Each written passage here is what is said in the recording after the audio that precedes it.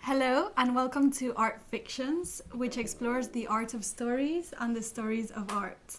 This is Vanessa Murrell. I'm a curator, educator, writer and artivist, and I'll be your host for today's show. We have a very special guest with us, artist Sophie Ruigrok. Yeah, that's right. So this is actually our second conversation, following our wonderful chat last summer at Tabula Rasa Gallery in London. It was titled Decoding Layers, and we were decoding the layers of your artwork along with Katerina Kasserman. And now here we are, decoding the layers of a fantastic book. It's by Miranda July, and it's called No One Belongs Here More Than You. And actually I researched that it was her first published book recently. Yeah. So I wanted to know, Sophie, what about the book resonated with you so much? I think when I first started making work, that book was really, really important to me. Whenever I was feeling lost in the studio or, didn't know which direction to go in, I'd literally find the book, open it up, read a story, and seem to somehow know what I wanted to say. I think the book is basically 16 short stories altogether. They're all incredibly weird, really beautiful. And that's the thing, she kind of straddles this space between like incredibly beautiful realisations about humanity with this kind of strange, very New York sense of humour. I don't think she's from New York, but that's how it feels to me. And so she kind of manages to simultaneously kind of pan across so many different emotions. She's got like beauty, sadness, weirdness, humour. She often goes really into like taboo subjects. So there's this slightly unsettling feeling to so many of the stories as well. So for me, it's I think that she does that so incredibly. And that's kind of always what I wanted to do in my work. I kind of wanted to be able to simultaneously talk to so many different emotions and aspects of what it was to be human. I can just picture you in your studio, lost and wandering around, just trying to find this book, Miranda on the Save. But I think it was like one of the most difficult parts of like digging into this book was actually introducing the author, Miranda July. It's like so difficult to define her. I mean, she's an artist, she's a filmmaker. She's done apps, she's done a set of emails. I mean, it's the broad range of things that she's worked with is really incredible. And with the book, when we were exploring the different stories, you also mentioned it felt like it was just one psyche going through all of these different stories as well. Yeah, definitely. As you said, she's so annoyingly talented. She's an incredible writer, and that, as you said, was her first published book, this collection of short stories, and then she wrote a novel after, which is also really amazing. But prior to that, she did performance, she made an app, as you said, she did a lot of she's an artist, and she would express her psyche through whichever medium she was using at that time, and always did it so incredibly well. But yeah, as you mentioned, it's definitely always her. Like every single short story is coming from the same internal world, I feel. Like the interiority of the characters always feels like, well, it's kind of quite clearly her internal world in many ways. Yeah, and the characters feel very hypersensitive to the world, and sometimes you don't know if they are, loving the world or they're allergic to it in a strange, awkward, and they feel like unlucky in some ways, but then it's like the audience gets like really sympathetic towards their issues as well. It's this very weird space, and the tone as well, it seems very confessional, as you said, like in a way like autobiographical to some extent. And I'm wondering if there's any specific story in this collection that has had an impact on you. So I love them all. Well, actually, that's not true. There's a few that I don't think hold up as much, but the one that really resonates with me is Mon Plaisir. And this is a story about, so it's about a couple completely disconnected, which is the case with the majority of her characters. They're really alienated, disconnected people, lonely, kind of trying to connect and not really ever getting there. And this couple in particular, so they are, I think, well, they describe themselves as being like a meaningful couple. They want meaningful things in life. They don't believe in meaningless things like, Easter cards or whatever. She mentions like holiday cards.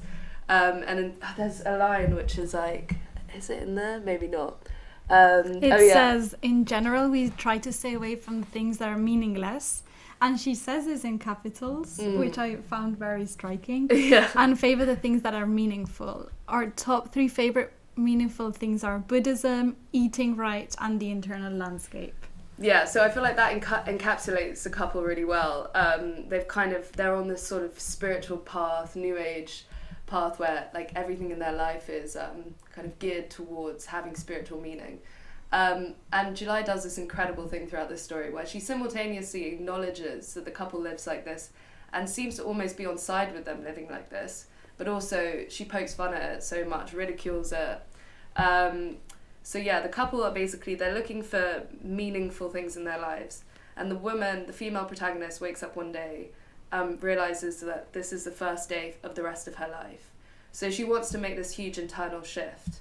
And she marks that by getting a haircut, getting new shoes, all these kind of external things that don't really ever kind of change the internal. And as she kind of like grapples with the fact that her and her husband or partner are increasingly disconnected, she decides that in order to save themselves, what they need to do is become extras on a movie set. So she kind of gets this number and she's calling it up, and eventually they go into this movie set role-playing as extras. And this whole incredible scene plays out where like they're completely disconnected and then they start becoming extras and they're sat there conversing in silence, and they're like laughing and joking and they're understanding each other's silent communication. And for those moments when they're acting, they're like full of joy and really connecting, and they get each other, and then the cameras will cut and they'll go back to not even being able to make eye contact. And this goes on, and they're even like kissing in the background of the film. And then the whole thing ends and they go back home and they realise that they shouldn't be together. They actually, when it comes to reality, they have absolutely nothing to say. And yeah, this story resonated with me for so many reasons. I mean, first of all, I love the way that she kind of really hits a nose on the head when it comes to talking about contemporary spiritualism and the way that people use it in this quite like flippant way. Like the male character in the story is like, he's online all night writing to his Buddhist sangha, and he is annoyed because his Tai Chi instructor is like cracking jokes and not giving the kind of original names for things, but giving the like English names for things. So she encapsulates that so well, and I think that's something that it really resonates with me on a personal level, because I'm also in that weird space where I simultaneously like really buy into those things. I'll do my cold showers in the morning, I'll like read horoscopes when I'm feeling lost, but I also like fundamentally can see how deeply hilarious and embarrassing the whole thing is. And I remember that when I visited your studio and we were talking about this book, you said the book is just like slaps of joke, and then sad. Mm-hmm. And it's like, I don't know, it's this balance of humor and sadness in her work that it's so effective. And even in other stories like The Shared Patio, there's this constant going back and forth between what's funny and what's sad. And I'm wondering, why is this balance so powerful to you? Well, yeah, as you said, she does that incredibly well. Like you'll read a story, be laughing the whole way through, and then by the end you're kind of in tears. Why does she do that? So what was your question again? So what is the power within this for you, particularly in The Shared Patio? Okay, the power then, well yeah, I think it's such a fundamental part of life generally. The fact that, we kind of go through life and that it's often riddled with really sad stuff. You know, you go through life and that you have to cope with things that are difficult or sad, and a way to cope with that is humour. And it's kind of, it plays into that trope as well of the sad clown.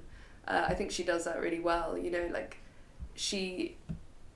I think a lot of her insecurities and like worries and a lot of her pain does come through in the writing, and by making those jokes, she kind of, it's almost like a coping mechanism. There is a part even in this other story called The Person, right, which is like everyone in her life, in the character's life, is there to give her love, and you know, she's like, this is like the best day, the happiest day of my life. My school teachers, all my friends, all of my family's here, and everything is like, everything I've experienced is a lie, and nothing was true. Like we only put this, we only like lived these moments as a lesson in a way, like to that you've passed the lesson, and now you've passed the test, and now you're in reality, and reality is that we're all giving you love, and still within this like love setting, she's like, this is so sad, I feel so empty, like it's like I don't feel human anymore. Yeah, totally. And I think her characters have so much of that, like so there's actually this quote that I wanted to read from the shared patio, and I think in relation to what I was saying about humour, it's this idea that, so she says this quote, which is incredibly moving, but the only way she manages to write this really like earnestly moving point is via it being a submission to a magazine that the main character works for. So again, it's like this idea of there needs to be like a mediatory force that allows for her to kind of speak honestly and openly. But there is a sad element because this submission isn't accepted. That is true. And yes, it's never published as well. Yeah, I think that's such a good like thing to pick up on. Like it's something, and again that kind of underpins everything in the story. It's like she wants to say this thing, which I'm about to say, but like even in the context of the story, no one can listen to it because. You know, it's never published and no one hears what that character is trying to say. And she also mentions how like the only true voice you can have is when you're authorless, when your name isn't out there, which I found very interesting as a, you know, herself as a writer writing this book as well. Yeah, that's totally true. Should I read it? Okay. Do you have doubts about life? Are you unsure if it is worth the trouble? Look at the sky. That is for you. Look at each person's face as you pass on the street. Those faces are for you. And the street itself, and the ground under the street, and the ball of fire underneath the ground. All these things are for you. They are as much for you as they are for other people. Remember this when you wake up in the morning and think you have nothing. Stand up and face the east. Now praise the sky and praise the light within each person under the sky. It's okay to be unsure, but praise, praise, praise. So yeah, it's like a super like beautiful, moving, kind of profound, almost spiritual quote in a way. But it's also a submission to a magazine that never gets published. Yeah, and the context of this quote is as well just a sentence she shared with her neighbor in a shared space. Which is like, she feels there is a connection with the neighbor, but truly her neighbor is selfishly in a way, just talking about him and asking her, what do you think about my typographic error in this magazine? And she thinks there's a connection in the sense that there's the lingo of the industry that they share as typography, like he can share this word with me because I'm in the same industry as him. And not his wife, which is a nurse. And then the only exchange of words she has with this neighbor is, it's not your fault.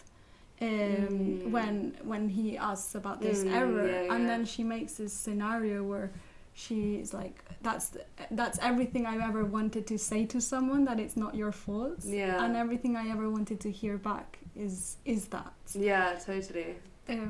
Yeah, this whole story, it's such a beautiful story. It's like this woman who's kind of got this fantasy relationship with her next door neighbour who spends kind of, she exchanges a few words with him, and then kind of sinks into this whole fantasy of being with the guy. The guy obviously doesn't care about her. He just kind of wants to talk to her about his typography. But there's this element that she's like looking for connections just by sitting next to a character, or being in the shared common ground with a character, but that doesn't actually connect them. No, it never seems, her characters never really seem to actually escape from their interior world. They're always kind of stuck in this interiority, kind of desperately trying to like penetrate through the surface of something and never quite getting there. And moving on with other topics, I know that desire was a big topic we spoke about, particularly in the story titled The Swim Team, which I believe it's one of your favorite and my favorite stories as well. And I'm wondering if you can tell us a bit more about this story in particular and why it had such an impact on you. Yeah, of course. So in terms of desire, I think like desire comes up so much in all of the stories. There's always this gap between what the character like wants and what the character has. And I think that's just a kind of like fundamental part of life generally. I think it like fuels everything. But in the Swim Team in particular, so the story, to kind of give a very quick summary, it's a story that's sandwiched between two bookends, which are the protagonist talking to an ex-boyfriend. The beginning starts by saying, "This is a story I never told you when we were together." And then she essentially explains that the reason is because she didn't want to let that person down. She knew that like the imagined story that her ex had was so much more interesting than what had actually happened. And then she goes into the story of what had actually happened, which was, so at some point in her life she'd gone to a small town where nothing happened for a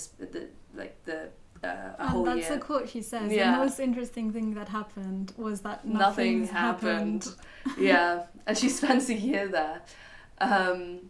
And she starts to realise that these local people who are kind of quite a bit older than her, they've never been swimming, and they're really impressed that she used to be like on a swim team. So she starts to offer them swimming lessons. But the problem is there's no swimming pool. So what she does is she gives them swimming lessons on the floor of the apartment, and there are like buckets of water placed in front of each of the swimmers, and she puts salt in them as well. Yeah. She's like, well, if they're going to sniff water, they may as well sniff salt water because it's supposed to be good for you. Because these are very elderly people as well. Yeah, and then like there are these incredible scenes described where she kind of, the imagery of these like elderly people thrashing on the floor of an apartment and trying to swim without actually any water around them. And that is essentially what the story is. I think you picked up on the fact that she dissects her life into the days when she would wake up when there is a swim practice, and the days when she would wake up and there's no swim practice. But she said her whole life was just thinking about the swimming, like that gave her meaning in her life. And I feel like so much in what drives our lives individually as well. When you're very excited about something, you constantly think about it.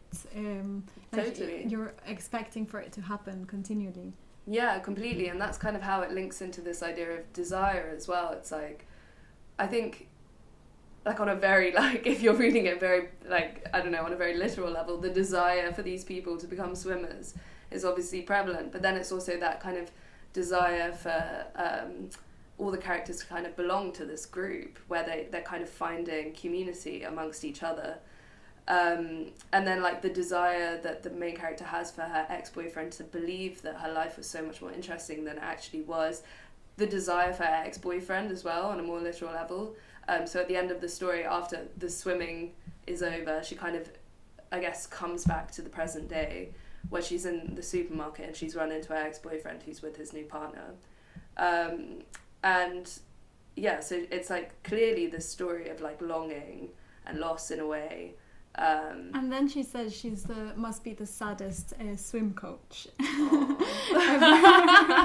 ever to exist.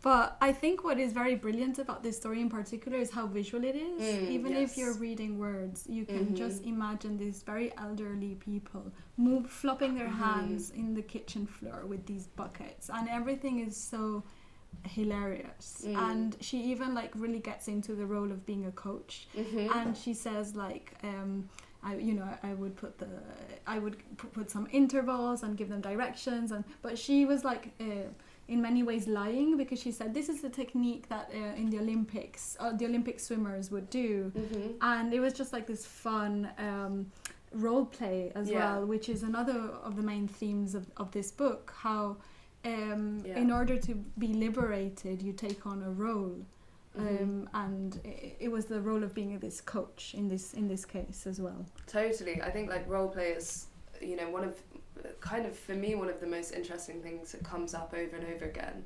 So obviously in Mon Placer, the first story we spoke about, when those characters are literally playing the roles of extras in the film, and that allows them to kind of, you know, be free and find different versions of themselves that are happy and in love. Here, this kind of role-playing as this coach, role-playing as someone who can, like, teach and, like, provide something to other people. There's so many other incidents of role-playing. In Birthmark, for instance, which is another story where the protagonist undergoes a procedure to remove her birthmark. It's some sort of form of role-play to imagine her without the birthmark and with the birthmark. And at the end of the story, she assumes a new identity and escapes her past, but she was sort of happier as she was before modifying her face. Yeah, totally. Like, she kind of... What I find so interesting about that story, Birthmark, is so she gets, as you said, that birthmark removed, and when she had it, the way that the character is described is she's so beautiful, but so like she, besides her birthmark, she's so gorgeous. And then that kind of gap where it's like the imagined potential of what she could be is so interesting, because it's kind of this idea of perfection. Like, once she gets the birthmark removed, she'll be perfect. And then once it actually happens, like once that is taken away, there's no room for that imagined space for perfection. Like, suddenly the fantasy can't exist anymore because the reality's there. And like everything in life, the reality is never as good as the fantasy. And so it's ultimately kind of a disappointment. And she starts to get really in her head about the idea that, like, well, would her husband even love her if she still had it?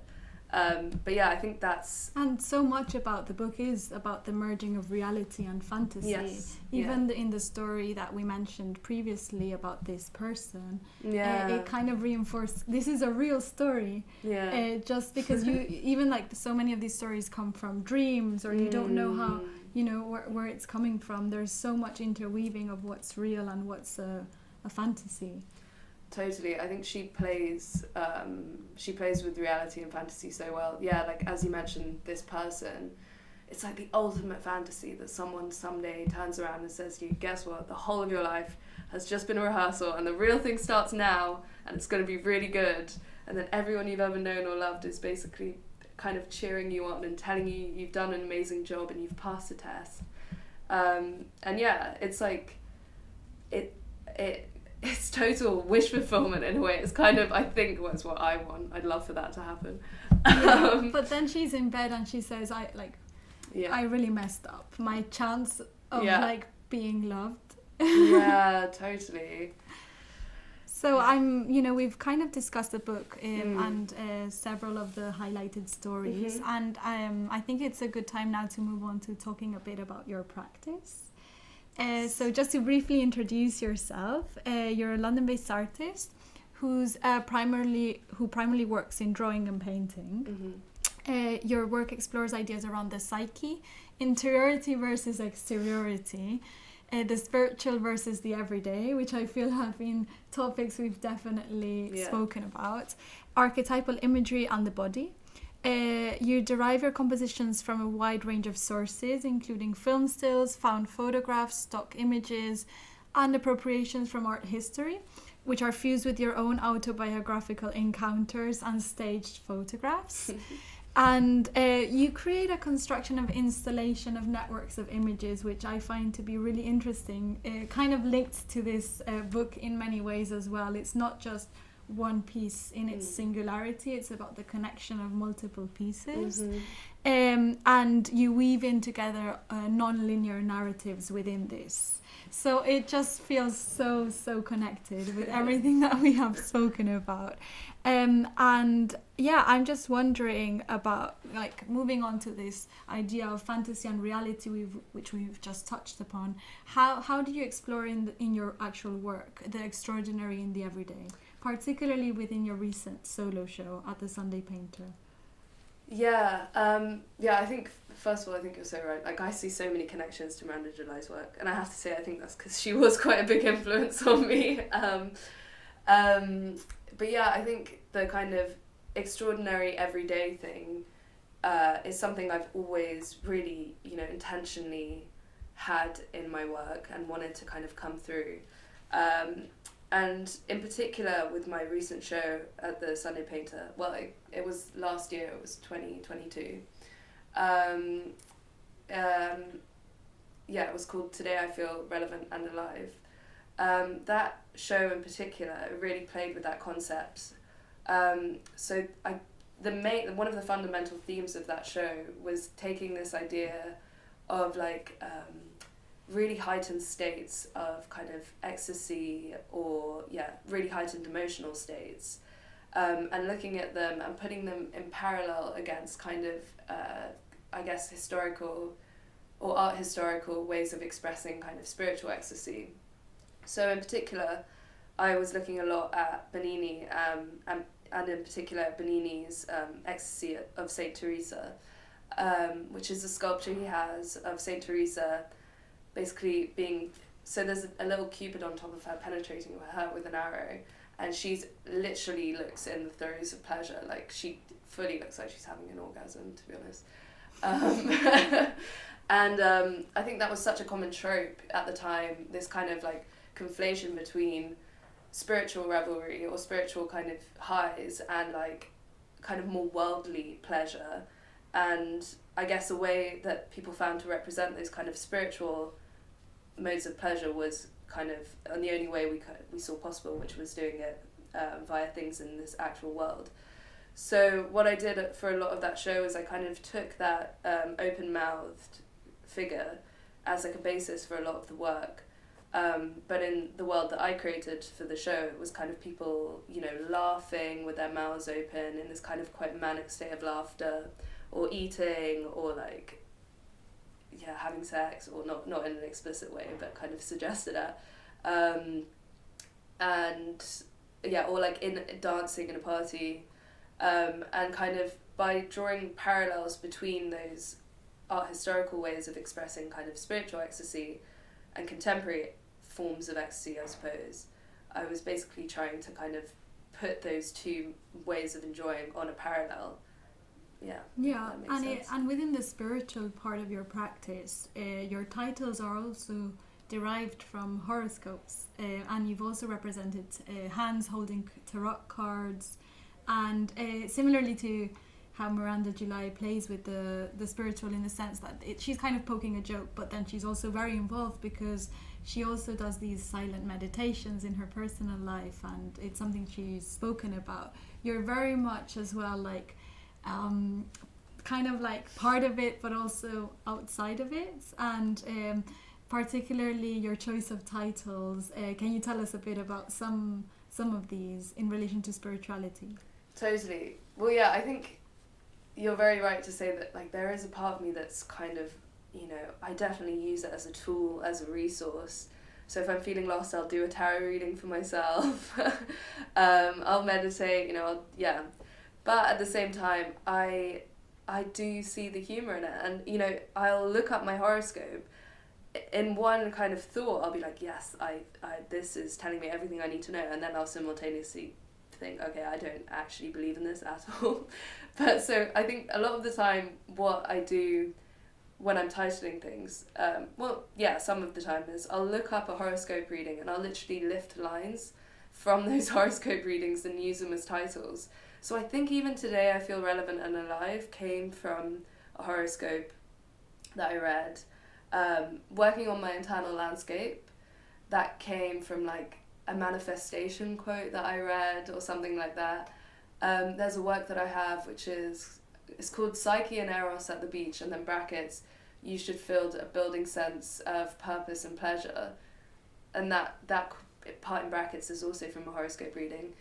And I quite like to do that because I feel like a lot of my work can have this quite like sad undertone in a way, like it's not particularly light, and I think, at least for me, it's like a little bit of a breath of fresh air to kind of inject this slight humour into the work by, like, it might just be a joke that I have with myself, to be honest, because I don't know how much other people will realise it, but when I know that I've named a piece after a kind of, you know, a horoscope reading, or horoscope prediction, that kind of,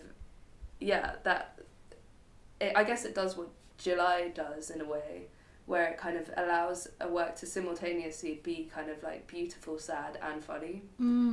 And there's so much in her book that she looks for signs, particularly in one that's called Majesty, where this character falls in love with Prince William. And then she's looking for signs that tell her, like, this is okay, you can fantasize about this. Like, she hears a song playing in the car and she's like, oh, this song is about love. It reinforces my message that I should keep on with this fantasy. Totally. And then she's like, when she Googles something, it says you should follow your intuition or something, and then she's like, okay, this is another sign, I should do this. So I feel like so much of your title choices is like, I don't know, like following this strategy. There's one piece in particular that's called Positive Mental Attitude. Oh yeah. Which I love because it's these group of four girls laughing. Yeah. And like seeing it externally, there's like something very like strange in the laugh. They could feel like they're shouting in some way. Yeah, totally. So that work, as you mentioned, Positive Mental Attitude is the title. And that title came a bit from like this self-help language that I like to play with as well sometimes. And the original composition was inspired by the Singing Angels in the Ghent altarpiece, which is by Van Eyck. It's like an absolutely incredible masterpiece. I saw it recently actually when I was in Ghent. I think it was being restored for a long period of time. And now you can go see it, although it's like annoyingly behind like so much glass, so you can never get that close. But yeah, so the initial composition idea was taken from these singing angels, and then I staged a photograph of some of my closest friends doing this quite manic laughter. So I think what you're seeing is like them actually really not laughing, because it's just me basically trying to force my friends to laugh for this reference image I'm trying to get. But yeah, again, so I think with that image, it's like the dual nature of having the kind of initial thinking behind the composition as being the Ghent altarpiece, and then it being like this stage image of my friends. Forced laughing. It kind of like puts these, like, it draws these kind of strange connections between these two really disparate things, or seemingly disparate things. And I think by doing that, like by putting those things on parallel and together, I kind of hope to place them on like an even playing field, and basically it's like you're lightening the weights. And I know you did that with another piece at Marlborough that was in relation to Francis Bacon as well. Yes. A very heavy piece, which you also use the strategy of lightening it in some way. Yeah, so those works, it was 3 pieces, and I titled them after the different types of fun. So there was, I don't know if you've ever heard of this concept of fun, but so there's type 1 fun, which is something which is fun now, and fun now, and also fun later. Like this. Or, you know, like eating a cake or something, I suppose. And then there's type 2 fun, which is not fun now, fun later. So that's something like, I guess, a hike, or, you know, something that's kind of like tough in the moment, but you look back and you're proud. And then type 3 fun which is not fun now, not fun later. Which, I mean, I was trying to Google what that could possibly be, and I think someone's suggestion was like, oh, accidentally hooking up with your ex, or like, you know, you think it might be good before you do it, but a wrong decision. It's a wrong decision. You're not really enjoying it at the time. When you look back on it, you kind of regret it. So there were 3 images that I'd made looking at Bacon's work, and it was very oriented around like the mouth and teeth, which is very Bacon, and like also this kind of sense of anguish. So I think by having those titles and kind of it, for me, it also, like, I like to have titles that scramble the meaning of my work. I think like Magritte is the ultimate reference for this. Sometimes I feel like truly when I'm looking at his work, it's just simply random how he titles his work, because it does feel like that at times. But this comical aspect within your choice of titles, I feel like there's also another comical aspect sometimes in the imagery. Like, it doesn't always come in the titles, and sometimes it's from your actual references images, because the works that we've spoken about, the reference images are from art history, right, with this Bacon piece or the Van Eyck piece, but then you also sometimes use reference images from stock images, which are these very generic images, and there's some sort of like comedy within, like, sort of positioning that within the art sphere in a way. Yeah, totally. Like, I don't think many people who look at my work on first glance would see much of that kind of humour in it, to be honest. But again, it's kind of like a joke I'm having with myself, where if I have like an idea for an image, often, you know, my ideas will come before I have the reference image. So I'll have sometimes they even come when I'm napping and I have a dream, and I'll suddenly get this idea for a composition. And in order to kind of like actually get that down, I'll look at stock images as reference, and I kind of get this weird pleasure out of that, because to me it's funny to like take something so soulless and elevate it to this kind of higher plane, and you elevate it as well through your use of colour as well. Yeah, totally. Like, I looked a lot at icon paintings, and I've looked a lot at religious art, and I think a lot of my work is really inspired by that. And so when I my work has the palette of these icons and this kind of like underpinning of like religiosity, and then when there's like a stock image as a reference, I like that kind of that lack of hierarchy when it comes to choosing where the image comes from. It's kind of ultimately like saying, okay, all these images are the same. It is kind of a human construct where we put the importance, like where like we decide this has more value, and so it's kind of basically trying to present that idea. And then there are other devices that you use, similarly to Miranda, in the sense that she explores in the book the interior self and the exterior self, and you particularly like explore this theme within masks, tears. Yeah. And can you tell us more about the specific devices you use to explore this theme? Totally. I think that split between the interior world and the exterior world is like something so fundamental in my work. And I use symbols a lot. It's quite hard to communicate that on a visual level, so I use symbols a lot to kind of talk to that. And so the go-tos for me are masks, clouds, and tears. So in the case of masks, I think on a very literal level, it's like this device that we use that kind of will buffer the individual against the world. And by putting on a mask, you can become anything.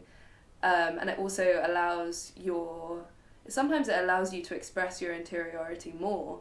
Like in the case of Miranda July's characters, for example. Role playing, right? Role playing, exactly. And there's one of the stories where the character puts on a wig and she's able to like love her girlfriend, or like feels really, I don't know, like confident in front of her ex-girlfriend again because she's got this wig on. So the mask is like this mediator between the interior and the exterior world, and can allow for different types of expression to come through.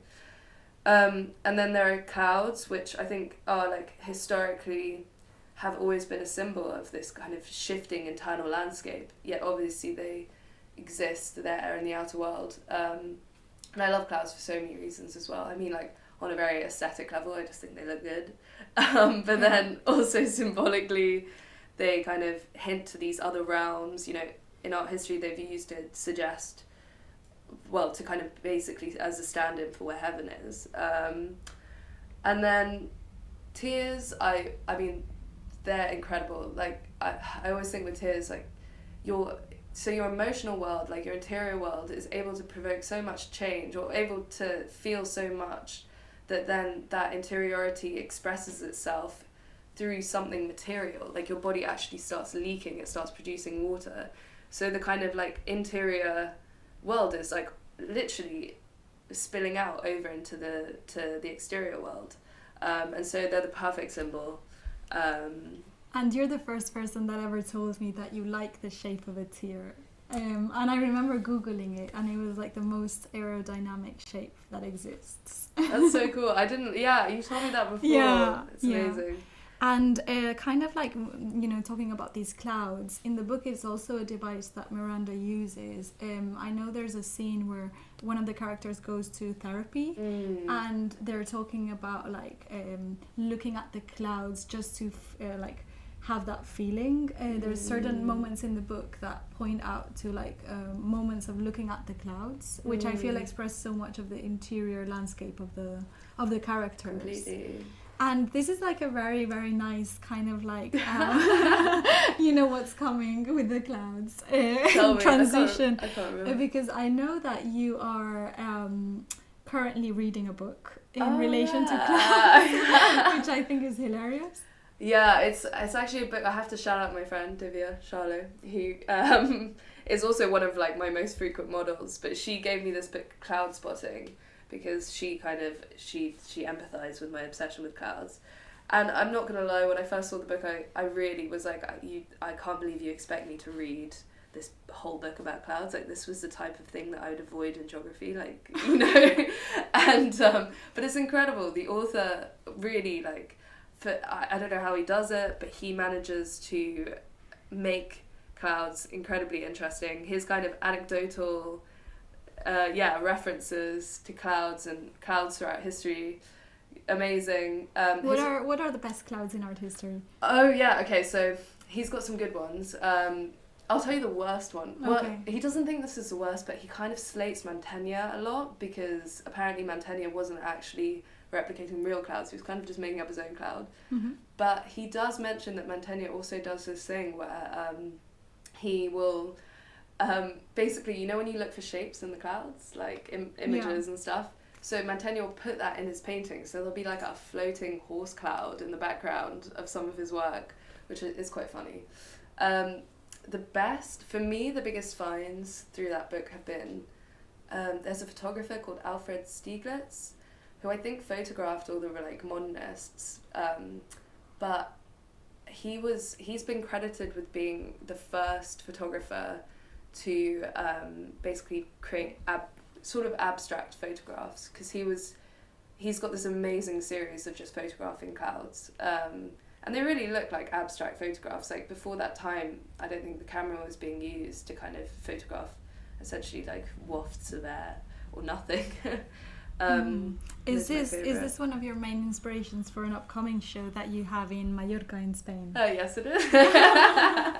Yeah, so I guess I should kind of shout out the details, but so I'm doing an upcoming group show at Tube Gallery in Mallorca. It's the inaugural show, and it's called Stilled Images, and it's about this idea of like artists moving between the moving and the still images, and how moving image and still image kind of like, I guess, it influence each other. So I'm kind of, for this show, the plan, I haven't made the work yet, but it's in the making, but the plan is to do a triptych of clouds, and each kind of like image of clouds will be taken from a different film, which is to do with escape. So I think I've settled on The Truman Show, Interstellar, and Thelma and Louise. And which again, are films which have certain lightness to them. yeah, as well. definitely. I feel like they're kind of, you know, they're entertainment in a way, those films. And I kind of wanted to have that again, that simultaneous like high and low.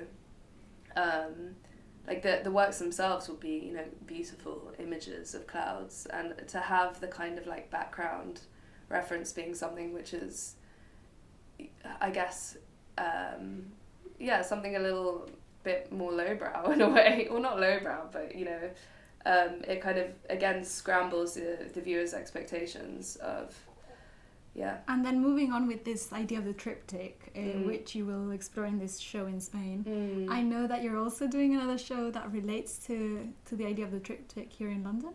Yeah, so I'm doing... not the triptych, three parts. Yeah. Again, it's... Yeah.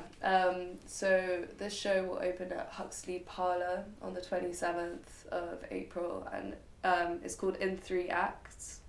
And the concept for the show is... it looks at the 3-act structure, which is used in, I guess, storytelling generally, and kind of asks for artists to interpret that visually, whether that be within one piece...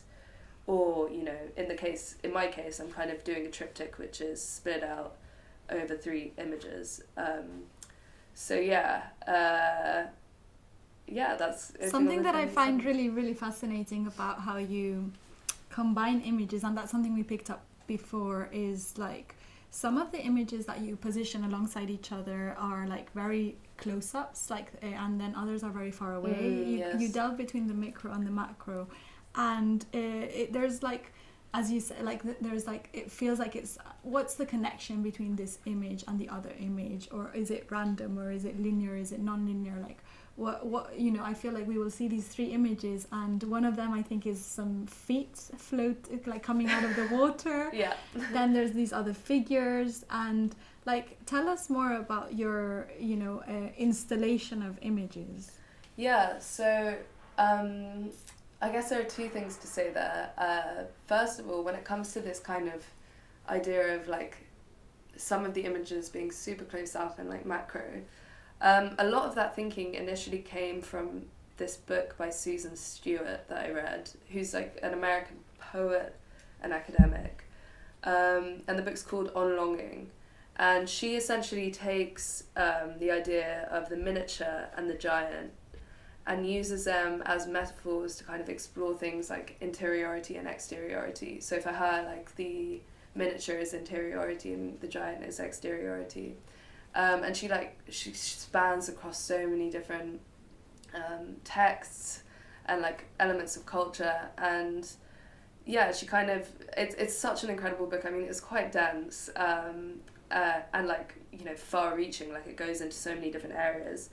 But for me, the things that really resonated in me was this idea of like the kind of how, like, yeah, the miniature can mean so much about the interior world, and so often I'll like choose to zoom in super close on something and like bring that or use that kind of macro lens in a way almost to kind of give that tiny thing like significance.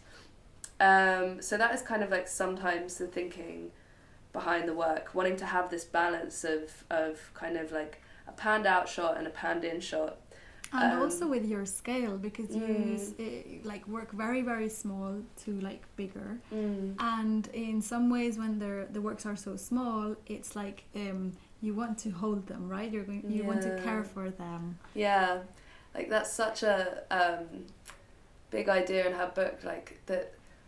So yeah, as you said, I sometimes make works that are tiny, like 20 by 15 centimeters. And for me, like, it's kind of a literal interpretation of her idea of like the miniature, and thinking about what that kind of miniatureness of the work will provoke in a viewer. So it kind of, I don't know, for me it kind of like almost provoked this sort of maternal instinct of wanting to like look after, protect, like hold this miniature thing.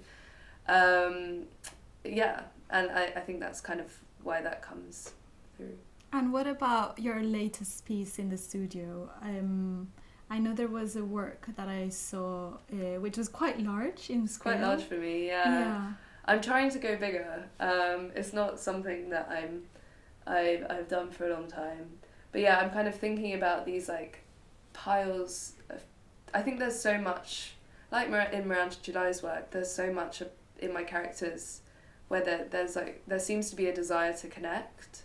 And I think I kind of represent that quite, like on a visual level. I'll use devices like hands touching flesh, or like flesh looking like it's kind of collapsing into each other. And that's kind of how I'll try to speak to this idea. I kind of also want it to feel like those bodies are becoming one, kind of confusing in a way. So I think that piece that you saw in my studio is about that. It's like this pile of people, and I wanted it to feel like a chaotic pile of people where you can't discern one limb from the other. Weirdly, I think part of the thinking also came from Hans Memling's like hellscapes. I don't know if you've seen them. They're like medieval kind of, amazing medieval paintings. Not that that's particularly the kind of sentiment behind the work, it being like a hellscape, but because they do touch each other, right? Yeah. In this work, but they don't really look at each other. Yeah, I think there is that element of disconnection. Definitely like that disconnection that the characters have in July's work. I think that does exist in And the I know you characters. have a book about hand gestures as well. Yes, I got very into kind of ideas around body language. So I was looking a lot at like gestures. I mean, again, it comes a lot from art history. Like throughout art history, there's been, paintings are so rich with like so many different gestures. I mean, it's overwhelming to try and figure out what they all mean. But I think that device of using the hand to kind of express or to communicate when the medium is visual is really interesting, and it's something I was looking a lot into. So I've got this one piece which is the image of a girl with like two fingers in front of her eyes, and the initial kind of trigger for the idea was in this book I had about body language. And supposedly that gesture meant cross my heart and hope to die, or like I swear it's true, something along those lines in Dutch, in like kind of a Dutch region. Although I did ask my dad, who is Dutch, and he never heard of it, so I don't really know if that gesture does exist. But then so I was thinking of using the gesture in that way, and then recently when I was in Naples last summer, and I was in the San Severo Chapel, and I came across a sculpture which was the same thing. It was like two fingers in front of the eyes of another figure. I don't fully know what it means. I think it might be the idea of like Christ healing the blind or something, which I think is interesting as well, how these kind of like, again, it's that same idea of like this gesture, it comes up throughout history, it comes up like time over. I think this might also be a good time to briefly mention Jung, because he had like such a big impact. He has such a big impact on my work, and his idea of like archetypal images is something that is so important to me. And so when I'm putting these kind of things in parallel with each other, when I'm like looking in a book about body language and the San Severo Chapel, and then I see that gesture comes up in both those places, or when I'm like making that image positive mental attitude, and like it's simultaneously Van Eyck's Ghent altarpiece and my friends now being forced to laugh, I think like having those same images seemingly play out at like different points of time, it speaks to this idea of like there being these repeated images that recur throughout humanity, and it speaks to this idea as well of kind of existence in humanity being this like constant cycle of the same thing, and how ultimately we're kind of all having the same experience that we've always had. I mean, it's like obviously hyper real at this point with the kind of levels of tech that we've got and stuff, but I guess in a similar way how Miranda uses like the tactility of the body and like for instance in these figures swimming and flopping their arms to like describe something that she can't say with words, so you have to visually imagine it. Yeah. you're kind of like visually speaking in an artwork, and then having these hidden languages, Yeah. which are like embedded within these gestures to have this kind of like coded message. Yeah, completely. Yeah, I really enjoy kind of like having these little codes, and I mean, yeah, symbols are really important to me in my work. I think it's yeah. So something to mention about your work is that you work with pastels, which Yeah, is like a very, very key part. And I'm wondering if you're planning on working with any other mediums besides pastels. Because when I entered your studio, I came out red. I know, I'm sorry. This is my main outfit reference for today. Yeah, I try to tell people not to wear white when they come to the studio because it's basically like, I don't know how I manage it, but the entire space is just covered in like orange and brown pastel dust. I mean, even the book, I had to whitewash it. Yeah, I'm sorry. I tried to get it as clean as possible, but yeah, I'm definitely, I'm kind of like, I'm playing around a bit with like oil paint as well at the moment. I mean, I feel like they're very similar mediums in a way. There's like a total immediacy to pastels, which is incredible, and also the pigment load in pastel is like nothing else. I think because there's not very much binder, like, and it's just mostly pigment, the color can sometimes be like shocking. So they're super fun, and it feels like this kind of like, it's this very like haptic kind of bodily way of working when you're working with your fingers the whole time, and you know, you don't need to use like brushes or whatever. I love that you work with fingers as well, to depict fingers and hands. Yeah, it's kind of like adult finger painting. But yeah, I'm like definitely, I think because, you know, my work is inherently has this very like fragile quality, and which I think, you know, does lend itself to the work in a way, but you know, I'm kind of itching to try new things, so I am kind of dipping my toes in oil paints and trying to see where that goes.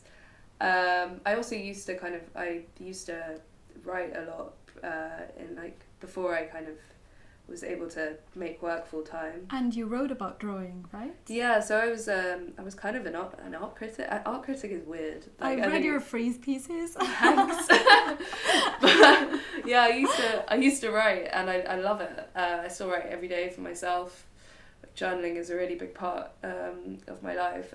So at some point, I kind of want to find a way to bring that passion kind of into the fold of my practice, but I'm still figuring out how I'm going to do that. Well, Sophie, it's been an absolute pleasure speaking with you today. Thank you. And learning more about No One Belongs Here More Than You. It's been really fascinating to delve into the themes of loneliness, desire, human connection, and see how they're present both in Miranda July's stories and in your own practice. Thank you so much for your insights, for choosing this wonderful piece of fiction to discuss in this podcast. I also wanted to thank Qubit Community Radio listeners, and thank you, Sophie Ruigrok, for being on Art Fictions. If you want to get in touch, please email artfictionspodcast@gmail.com. You can hear this Art Fictions episode in edited podcast from the 12th of April on Spotify, Apple, Audible, and any other major podcast platforms. Once again, thank you so much for listening, and thank you to Andy Amersha's brilliant Qubit Community Radio for making this recording possible. Have a great week. Thanks, Vanessa.